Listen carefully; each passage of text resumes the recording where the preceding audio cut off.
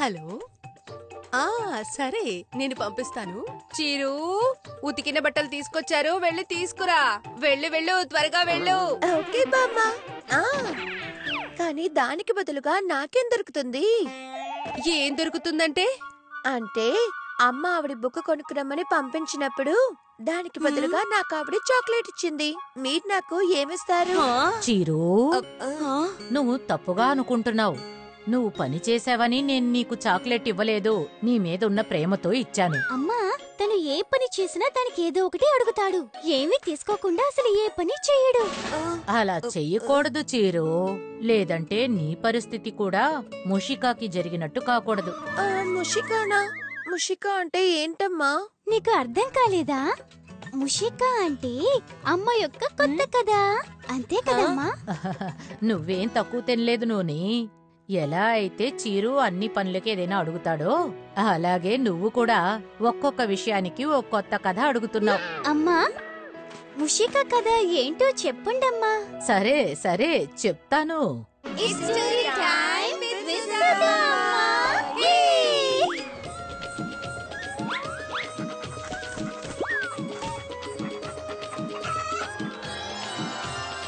What's in it for me? Vizianagaram అడవిలో ముషికా అనే పేరు గల తెలివైన ఒక ఎలుక ఉండేది. ఒకరోజు అది ఆహారం కోసం వెతుకుతూ ఉంది.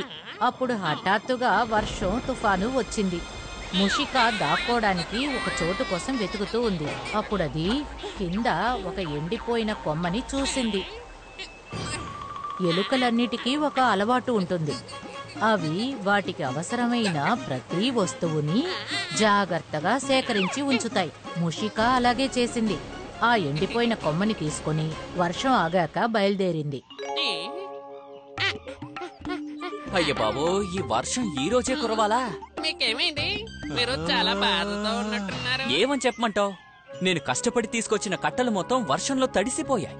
ఇప్పుడు ఈ కట్టలు కాలవు. ఈ తడిసిపోయిన కుండల్ని ఎక్కడ ఆరపెట్టగలను? కుండల్ని భవనానికి పంపించాలి. ఒకవేళ నేను సమయానికి పంపించకపోతే మన మహారాజా బాగా కోప్పడతారు. ఇది పెద్ద సమస్య అనుకుంటాను. కానీ మీ సమస్యకి ఈ ఎలక దగ్గర ఒక పరిష్కారం ఉంది. అవునులే, నువ్వే గింతున్నావు. నువ్వు నాకేం సాయం చేస్తావు? ఇలా చూడండి, నా దగ్గర ఎండిపోయిన ఈ కర్ర ఉంది. దీని సహాయంతో మీరు నిప్పు అంటించొచ్చు. ఆ తర్వాత మీ పొయ్యి ఎలుగుతుంది. ఆ తర్వాత అందులో మీ కొండ తడి కూడా సరైపోతుంది. నీకంతా మంచే జరగాలి. నేను ఈ కర్ర ఇచ్చానంటే అందుకు బదులుగా మీరు నాకేమిస్తారు? ఒకవేళ అడిగినా ఈ ఎలుక ఏం అడుగుతుంది? సరే, నీకేం కావాలో అడుగు.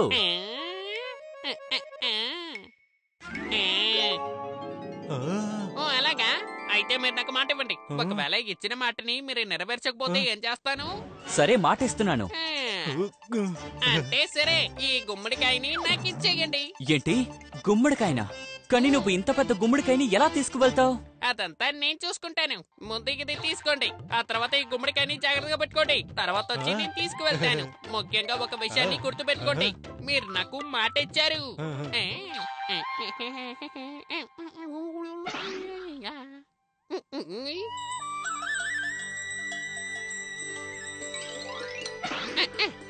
ఏమైందన్నయ్య? ఎందుకు ఇంత బాధగా ఉన్నారు? నన్ను ఏం చేయమంటావు? ఈ సుడిగాలేమో వచ్చి నా ఆవుని భయపెట్టేసింది. అది అసలు పాలే ఇవ్వట్లేదు. నేను గాని పాల వ్యాపారం చేయకపోతే నా కుటుంబాన్ని ఎలా గడపడము? మీ సమస్య కూడా నిజంగానే పెద్ద సమస్యనా? కానీ మీ సమస్యకి నా దగ్గర ఒక పరిష్కారం ఉంది. ఏమన్నావు? నీ దగ్గర? కానీ నువ్వు ఒక చిట్టి ఎలుకవే కదయ్యా. అన్నయ్య, నా దగ్గర ఒక పెద్ద గుమ్మడికాయ ఉంది. కావాలంటే అది మీరే తీసుకోవచ్చు. ఆ తర్వాత మీరు దానితో ఒక రుచికరమైన వంట చేయొచ్చు. ఏంటి, నిజమా? అవును, గుమ్మడికాయ ఎక్కడుంది? అదంతా మీకు వచ్చి చేరుస్తుందిలే. కానీ దానికి బదులుగా మీరు నాకేమిస్తారు? నీకేం కావాలో తీసుకో. ఇలా అంతా కాదన్నా, ముందు నాకు మాట ఇవ్వండి. నేను నీకు ఒట్టేసి మరి చెప్తున్నా. ఇప్పుడు త్వరగా గుమ్మడికాయని ఇచ్చేయి. నేను ఇదే ఎదురు చూశాను. నాతో పాటు రండి.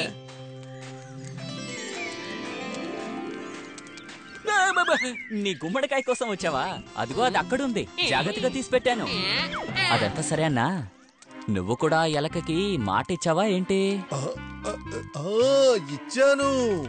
అయితే నీ కదా కంచికి చేరుకుంది. అదేం అడుగుతుందో తెలీదు. పొలం అడగచ్చు, బంగారం అడగచ్చు, తోట అడుగుతుందో, ఆస్తులు అడుగుతుందో. ఈ గుమ్మడికాయని ఎత్తండన్నా, ఆ తర్వాత నాకు ఏ కావాలో అది ఇచ్చి మీ మాటని మీరు నెరవేర్చుకోండి. నీకు నీకు ఏం కావాలి? నాకు మీ ఆవు కావాలి. ఏంటి? ఇలా చూడండి, మీరు నాకు మాట ఇచ్చారో అది నెరవేర్చాలంతే. సరే, తీసుకొని వెళ్ళు. ఇలా ముషిక ఎంతో తెలివిగా గుమ్మడికాయకి బదులుగా పాలవాడి దగ్గర నుంచి గేదెని తీసుకుని వెళ్ళిపోయింది. ఆ తర్వాత చాలా రోజులు గడిచాయి. తర్వాత ఒకరోజు ముషిక తిరుగుతున్నప్పుడు దాని దృష్టి ఒక ఇంటి మీద పడింది. అది ఒక పెళ్లి ఇల్లు. ఇది పెళ్లి ఇల్లా ఉంది, కానీ ఇక్కడ ఎవరు చూడటానికి సంతోషంగానే లేరు. ఏదైనా సమస్య? చిన్న సమస్య ఏమీ కాదు, ఇది చాలా పెద్ద సమస్య. పెళ్లిలో పాయసం చేయడానికి పాలు ఇంకా రాలేదు. పాయసం లేకపోతే నా పెళ్లి బంతి భోజనాల్లో పెద్ద లోటుగా ఉంటుంది. అరే, ఇంత చిన్న విషయమేనా? నా ఆవుని తీసుకోండి, ఇంకా ఎంత పాలు కావాలో అంత పాలని గించుకోండి. కానీ అందుకు బదులుగా మీరు కూడా నాకు ఏదో ఒకటి ఇవ్వాలి. ఏం కావాలో తీసుకో. ఇక్కడ రకరకాల వంటకాల్ని చేశారు. ఏం కావాలో ఎంత కావాలో తీసుకొని తిను. లేదు లేదు లేదు, భోజనం అంతా వద్దు, ఇంకొకటి కావాలి. నీకు కావలసింది ఇక్కడ దొరుకుతుంది. ఇది నేనిస్తున్న మాట. ఆ తర్వాత కుదరదని చెప్పరు కదా? ఖచ్చితంగా చెప్పను. సరే సరే, అలాంటే నువ్వు పెళ్లి చేసుకునే అమ్మాయిని నా దగ్గరికి ఇచ్చేయి. పెళ్లి అమ్మాయి కావాలి, పెళ్లి అమ్మాయి కావాలి, పెళ్లి అమ్మాయి కావాలి. నువ్వు ఇక్కడ ఉన్నవారు అందరి ముందు నాకు మాట ఇచ్చావు, అందువల్ల ఆ మాటని నువ్వు నెరవేర్చాలి. నీకు ఎంత ధైర్యం ఉండాలి? ఆగండి, పాపం దాన్ని వదిలేయండి. నేను దాంతోనే వెళ్తాను. మీరు దానికి మాట ఇచ్చారు. దీనికి నేను ఒక గుణపాఠం నేర్పిస్తాను. ఆ తర్వాత ఇలాంటి పని అది ఎవ్వరికీ చెయ్యదు. నేను త్వరలోనే తిరిగి వస్తాను. పెళ్లి కూతురు చాలా తెలివైంది. ఏదో ఆలోచిస్తూ ఆమె ఎలుక వెనకే వెళ్ళింది. ఎలుక ఆ గేదెను అక్కడే వదిలేసి పెళ్లి కూతురిని తీసుకుని తన రంధ్రం వైపు వెళ్ళింది. ఒక వ్యాపారి అంటే నాలానే ఉండాలి. ఒక చిన్న కర్రని ఇచ్చి గుమ్మడికాయని కొన్నాను. గుమ్మడికాయ నుంచి ఆవు, ఇంకా ఆవు నుంచి పెళ్లి చేసుకునే అమ్మాయి. నేను ఎంత బాగా వ్యాపారం చేశాను. ఇకపై ఇదే నీకిల్లు. మనుషులు రకరకాల భోజనాలు చేసుకుని తింటారని నేను విన్నాను. ఈ రోజు నువ్వు నా కోసం లడ్డు చేసిస్తావా? ఖచ్చితంగా. సరే, లడ్డు చేయడానికి వస్తువులు ఎక్కడా? కొబ్బరి, నెయ్యి, బెల్లం ఇవన్నీ ఎక్కడా? అదంతా ఇక్కడికి ఏమీ లేవే. అయితే లడ్డు మట్టితో చేయనా? అయ్యో, వర్షం పడిపోతుందిలా ఉంది. వర్షం నుంచి నన్ను ఎలా నేను కాపాడుకోను? నువ్వు కూడా ఇంత లోపల వచ్చి దాక్కో. అందులోనా? నేనెలాగా? ఇందులో నేను కాదు, నా కాలు కూడా లోపలికి రాదు.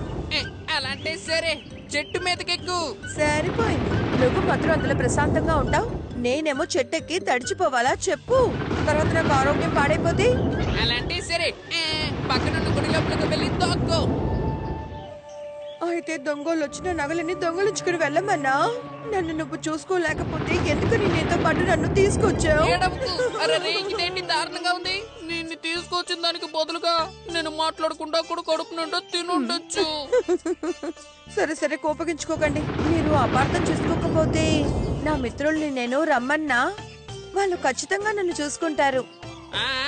ఏం చెయ్యాలో చేసుకో. ఖచ్చితంగా మీరు అపార్థం చేసుకోరు కదా? ఖచ్చితంగా నేను కోపగించుకోను. అదంతా కుదరదు, ముందు మాట ఇవ్వండి. అర్రే, నా సమస్యని నేనే వెతుక్కున్నానే. సరే, మాట ఇస్తున్నాను.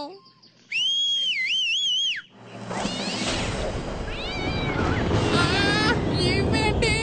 ఇవంతా ఎక్కడి నుంచి వచ్చాయి? వీళ్ళే నా మిత్రులు రామ్ ఇంకా శ్యామ్. మిత్రులారా, నన్ను మీరే చూసుకోవాలి.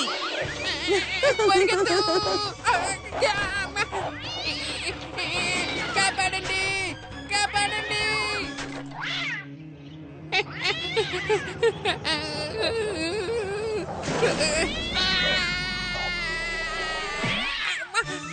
నేను తప్పు చేశాను, దయచేసి తిరిగి వెళ్ళిపో.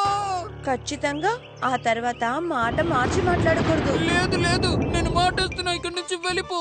నీతో పాటు నీ మిత్రుల్ని కూడా తీసుకెళ్ళిపో. ముషికాని తన రంధ్రంలో వదిలేసి పెళ్లి కూతురు మళ్ళీ తన ఇంటికి వెళ్ళిపోయింది. అప్పుడు పాపం ముషిక అంత వ్యాపారం చేసినప్పటికీ దాని చేతిలో ఏమీ మిగల్లేదు. వావ్ అమ్మా, ఆ పెళ్లి కూతురు ముషికాకి మంచి పాట నేర్పించింది. చీరు, ఒక గ్లాసుడు మంచినీళ్ళివ్వు. ఇదిగో ఇప్పుడే తీసుకొస్తానమ్మా. కాస్త ఆగు చీరు. అమ్మా, ముందు తనని ఒకటి అడగండి, నీళ్లు తేవడానికి బదులుగా తనకి ఏం కావాలని. నాకేవీ వద్దమ్మా. ఇప్పుడు నేను బాగా అర్థం చేసుకున్నాను. If you like this video, subscribe to our channel Murthy Media. మట్టి మట్టలు నెట్టప్పు మని పడిను చెక్కాదే తిరిగి తిరిగిను నిజంగా నిజంగా కథ వినిపించెను వచ్చా నేను పుల్పు తీపి తినిపించెను చిన్నారి పిల్లను అమ్మమ్మ నానమ్మను చిన్నారి పిల్లను అమ్మమ్మ నానమ్మను